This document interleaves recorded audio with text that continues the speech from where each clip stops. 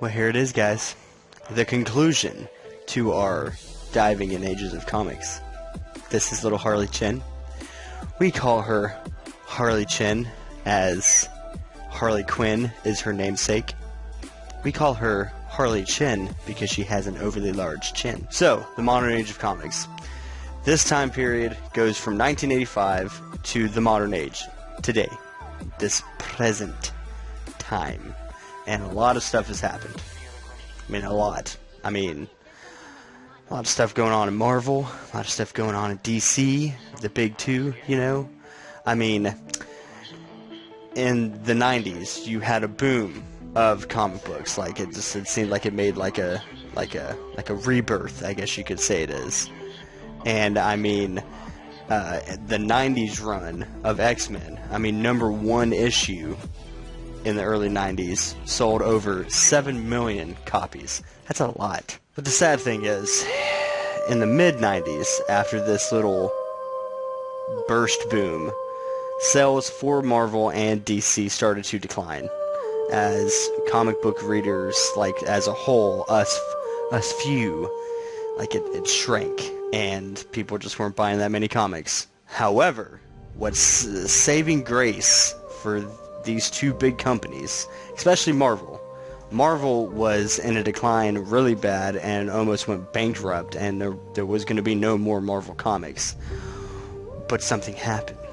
You had DC team up with Warner Brothers, and then you had Marvel bought by Disney. So the big two teamed up, and because they did this, it helped their companies to stay.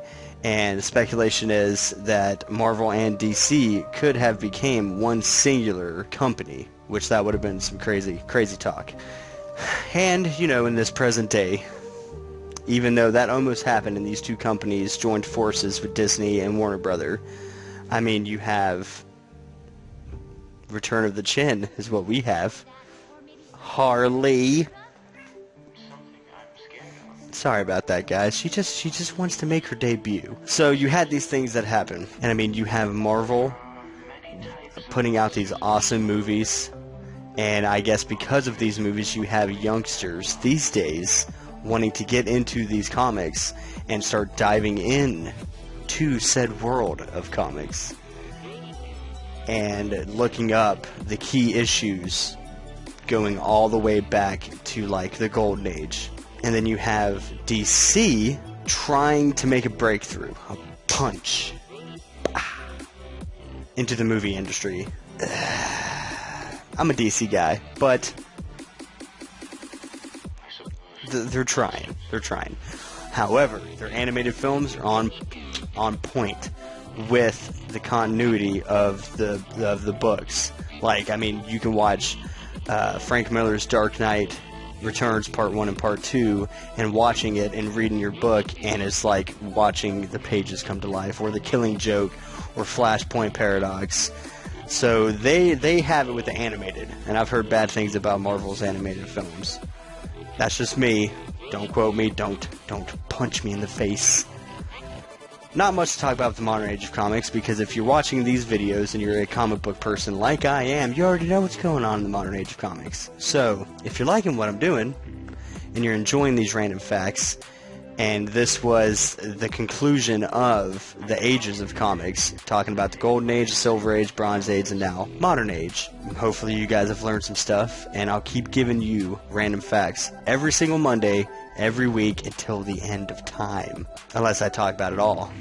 But there's lots. Comic books have been going on since the 1930s. Back when we needed heroes. I gotta tell you, in this day and age, we need some heroes. There's a lot of stuff going on in politics stuff. I'm not going to get into politics, but there's a lot of stuff going on, and if only we had like a Justice League or the Avengers or Captain America, So, if you're liking what I'm doing, hit that subscribe button. My links are in the description below to all the medias that I'm on, and we'll just keep diving into the world of comics and all things nerdy.